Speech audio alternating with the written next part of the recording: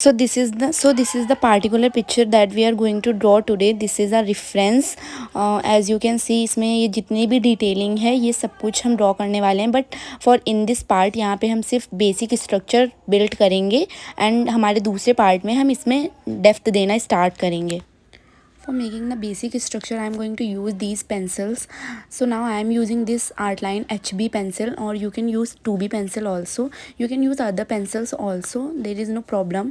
But make sure आप बहुत ही light draw करेंगे जो भी ड्रॉ करेंगे अपनी पेंसिल से, बिकॉज आपको स्टार्टिंग में पूरा इरेज करना है.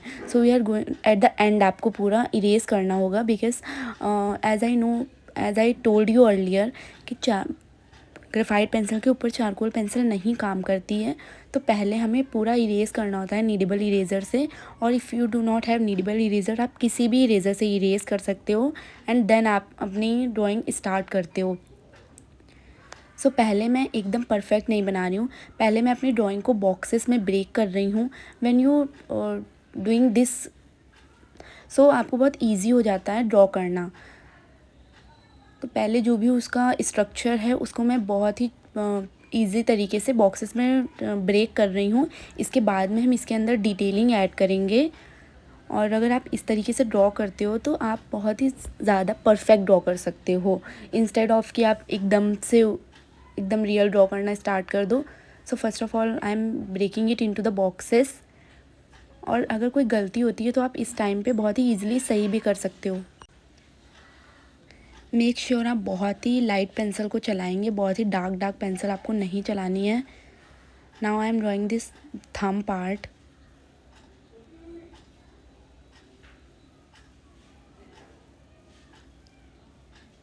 I am making this wifi kind of signals and the नक्कल पार्ट. जहाँ पे भी बोन्स है वहाँ पे आपको सर्कुलर पार्ट में ड्रॉ कर लेना है थोड़ा सा. लाइक अभी आप देखोगे ऊपर साइड में मैं थोड़ा सा सर्कुलर पार्ट में ड्रॉ करूँगी जहाँ पे बोन्स हैं. और ये थोड़ा सा जो लास्ट के फिंगर्स हैं वो डाउन जा रहे हैं, इन्हें आपको डाउनवर्ड डायरेक्शन में ड्रॉ करना है. Now I am drawing this thumb part.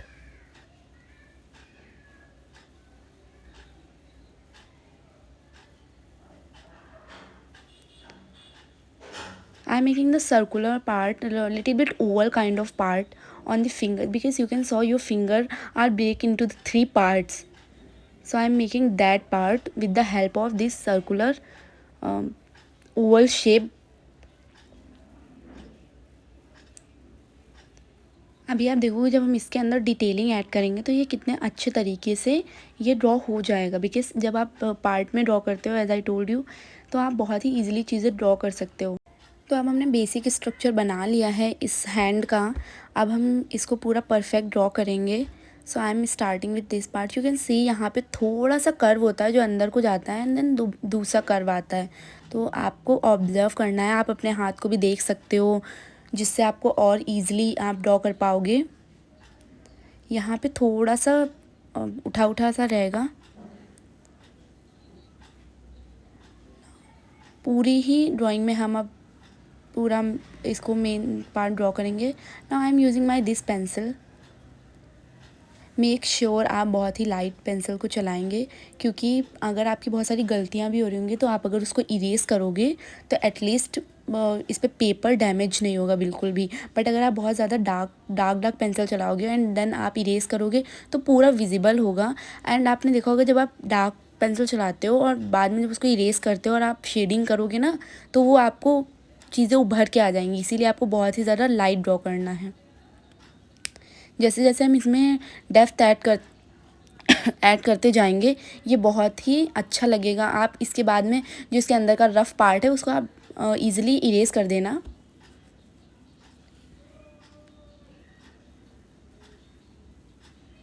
बहुत ही अच्छा आपको आइडिया हो जाएगा इससे कि आप क्या सही ड्रॉ कर रहे हो, कहाँ पे आपकी गलती हो रही है.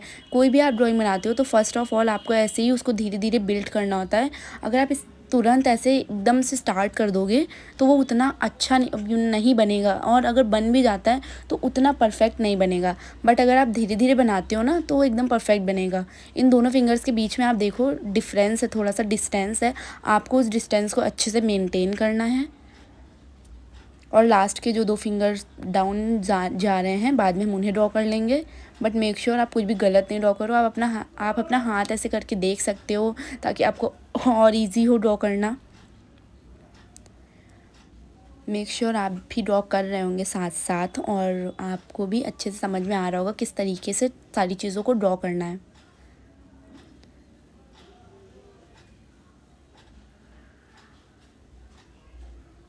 आपको बहुत ही थिक पेपर यूज़ करना है। So in this drawing I am using the Brustro medium surface paper, जो कि जो जिसमें थोड़े से पोर्स टाइप के होते हैं, वो एकदम सॉफ्ट पेपर नहीं होता है, जिसकी वजह से उन पोर्स में जो चारकोल पाउडर होता है या पेंसिल का पाउडर होता है वो उसके अंदर थोड़ा सा बैठ जाता है, शिफ्ट हो जाता है, फिल हो जाता है, नॉट शिफ्ट, तो जिसकी वजह से ड्राइंग बहुत ही अच्छी बनती है। But if you are a beginner you can use any paper, but make sure your paper is little bit thick, क्योंकि हम जब रियलिस्टिक ड्राइंग बनाते हैं तो उसके ऊपर बार बार लेयर्स का काम करते हैं, लेयर्स में काम करते हैं, लेयर्स ऐड करते हैं। तो मेक श्योर कि आप थोड़ा सा थिक पेपर यूज़ करो, क्योंकि अगर आप बहुत थिन पेपर यूज़ करेंगे तो उसके फटने के चांसेस रहते हैं, और अगर वो बीच में ही फट जाएगा तो आपकी मेहनत ख़राब हो जाएगी और मतलब वो अच्छा फिर नहीं रहेगा। तो आप मेक श्योर आप थोड़ा सा मोटा पेपर यूज़ करो, बट आप कोई भी पेपर यूज़ कर सकते हो इफ़ यू आर बिगनर। बहुत अच्छे से आपको ऑब्ज़र्व करना है अपनी रेफरेंस को और अपने इस हैंड पार्ट को, कहाँ पे गलती हो रही है, कहाँ पे गलती नहीं हो रही है, क्योंकि एक बार अगर आपने काम करना स्टार्ट कर दिया तो फिर वो इरेज़ नहीं होगा। ये रियलिस्टिक ड्राइंग में ये प्रॉब्लम होती है, क्योंकि जो 2B पेंसिल्स होते हैं वो HB पेंसिल्स होते हैं वो इरेज़ हो जाते हैं, लेकिन आपने देखा होगा ग्रेफाइट में ही जो 10B और 8B पेंसिल्स होते हैं उन्हें भी इरेज़ करना पॉसिबल नहीं होता है। एक बार अगर आप उन्हें अपने पेपर पे चला दो, और चारकोल पेंसिल में तो ऑलमोस्ट ऐसा होता है कि वो इरेज़ नहीं होता है। फिर एक बारी अगर आपने उसको ड्रॉ कर दिया तो वो ड्रॉ हो गया, इसीलिए आपको बहुत ही ध्यान से ड्रॉ करना है। अभी आप एक एक चीज़ हर एक एंगल से अपने ड्राइंग को देख लो, सीधा करके उल्टा करके, कि आपने सही ड्रॉ किया है कि नहीं ड्रॉ किया है। You have to maintain this wifi kind of shape और सर्कुलर काइंड ऑफ शेप।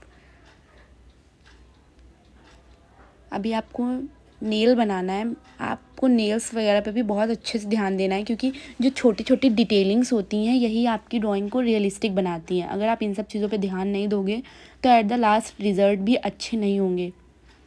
इसीलिए आप देखो मैं बार बार अपनी रेफरेंस को ऑब्ज़र्व कर रही हूँ, अपने डिटेलिंग के ऊपर ध्यान दे रही हूँ।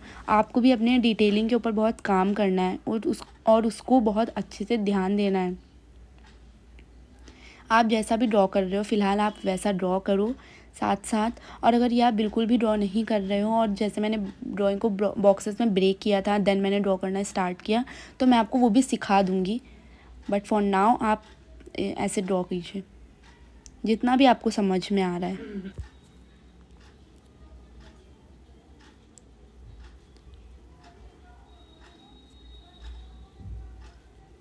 यहाँ पे आपको रिंकल्स ड्रॉ कर लेने हैं, क्योंकि जहाँ पे आपकी ये बोन होती है, जहाँ से आपके फिंगर्स मूव होते हैं, वहाँ पे आपने देखा होगा वहाँ पे रिंकल्स पाए जाते हैं। आप अपने हाथ को ऑब्ज़र्व करके, बार बार मैं बोल रही हूँ, अपने हाथ को भी आप ऑब्ज़र्व करके बना सकते हो।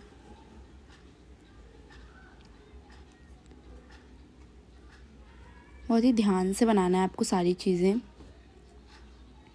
और पेंसिल को बहुत ही लाइट चलाना है।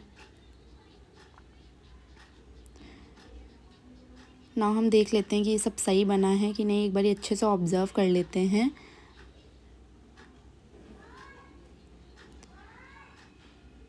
आप भी एक बार अच्छे से अपनी ड्राइंग को ऑब्ज़र्व कर लीजिए, आपने सब सही से ड्रॉ किया है, सारी चीज़ें सही हैं कि नहीं। एटलीस्ट आप इन दोनों फिंगर्स के बीच में जितना डिस्टेंस मैंने रखा है उतना डिस्टेंस रखिएगा, क्योंकि इसके बीच में हमें शैडो पार्ट भी बनाना है।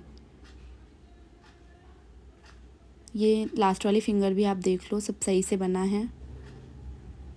I feel everything is perfect, but यहाँ पे थोड़ी सी गड़बड़ है, इसको सही कर देते हैं।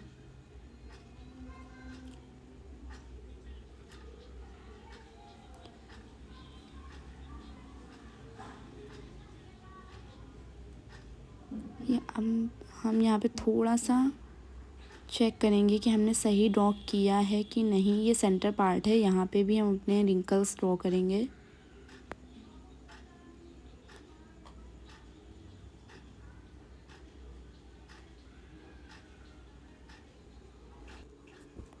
You have to observe each and every detail again and again. Make sure आपको पूरा फोकस आपकी ड्राइंग पे ही रहे.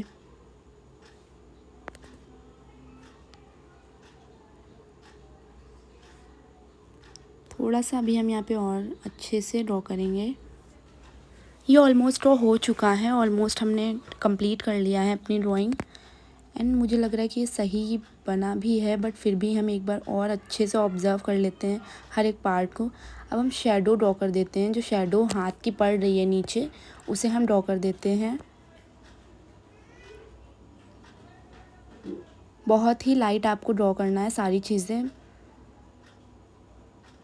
Now in this thumb part, यहाँ पे भी हमने शेडो को ड्रॉ कर लेते हैं.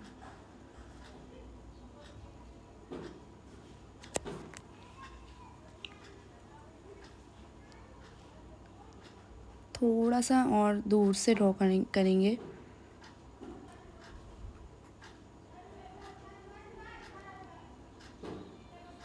अच्छे से ऑब्ज़र्व करके अच्छे से ड्रॉ करना है. ना आप इसको टर्न करके भी देख सकते हो. एज आई टोल्ड यू कि आप इसको हर एक एंगल से चेक कीजिए. हर एक एंगल से देखिए अपनी ड्राइंग को, क्योंकि जब आप डिफरेंट एंगल में अपनी ड्राइंग को रखते हैं तो आपको और भी ज़्यादा गलतियाँ नज़र आती हैं और भी ज़्यादा परफेक्ट तरीके से आप काम कर सकते हो. देख लो आप एक बार ऐसे इस तरीके से कि सब सेम बना है कि नहीं बना है.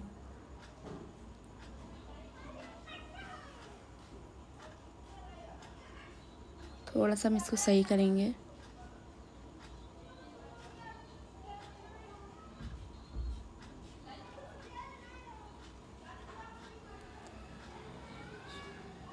थंब के नीचे शेडो को थोड़ा सा कम करते हुए, थोड़ा सा सही करते हुए हम ड्रॉ करेंगे.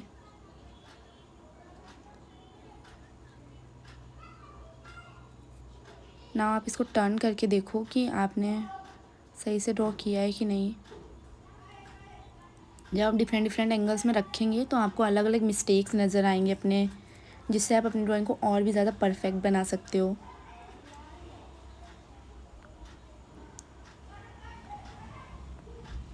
ऑलमोस्ट ये बन गया है पूरा. थोड़ा सा अब हम बेसिक डिटेल्स ऐड करेंगे. तो आपने देखा ना शुरुआत में मैंने अपनी ड्राइंग को कैसे बॉक्सेस में ब्रेक किया था. ये जो नीचे का आपका पार्ट है, ये रिस्ट वाले पार्ट को हमने नीचे बॉक्स में ब्रेक किया था. देन हमारे जो पाम वाला पार्ट है पीछे साइड का, उसको हमने ब्रेक किया था. और जो फिंगर्स हैं उन्हें भी बॉक्सेस में ब्रेक किया था. तो एट द लास्ट हमें ड्रॉ करना बहुत ईजी हो गया. तो आपको हमेशा अपनी ड्राइंग को कुछ पार्ट्स में ब्रेक कर लेना है, देन आपको ड्राइंग स्टार्ट करनी है. अब हम ये जो बेसिक जो वेन्स और ये सब है हमारे हाथ में, इसको हम ड्रॉ कर लेंगे. मेक श्योर बहुत ही लाइट ड्रॉ करना है. बार बार बोल रही हूँ मैं, बहुत ही आपको लाइट पेंसिल चलानी है, क्योंकि आप देख रहे हो कि कितनी बार इरेज करना पड़ता है जब आप ड्रॉ करते हो. तो मेक श्योर आपको बहुत लाइट पेंसिल चलानी है. अगर आप डार्क पेंसिल चलाओगे तो जब आप डिटेलिंग ऐड करोगे तो सही से नहीं बनेगा अगर आप डार्क चला दोगे. सारे वेन्स को हम यहाँ पे ऑब्ज़र्व करके ड्रॉ कर लेंगे.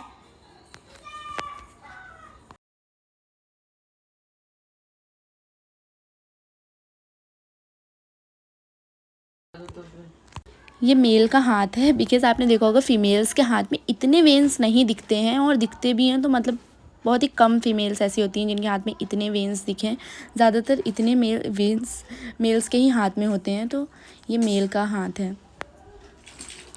सब कुछ आपको अच्छे तरीके से ड्रॉ कर लेना है. ऑलमोस्ट हमारा बन चुका है पूरा हर एक ड्राइंग, और आपने भी बना लिया होगा. मुझे ऐसा लगता है यहाँ पे थोड़ा सा ये थिन है, हमने बहुत ही ज़्यादा मोटा कर दिया है, तो इसको भी हम सही कर लेते हैं. इसीलिए मैं बोल रही हूँ आपको बार बार ऑब्ज़र्व करना है, अलग अलग एंगल से देखना है. क्योंकि जब आप बार बार ऑब्ज़र्व करते हो, अपनी रेफरेंस देखते हो, देन अपनी ड्राइंग देखते हो, तो आपको अपनी मिस्टेक्स समझ में आती हैं.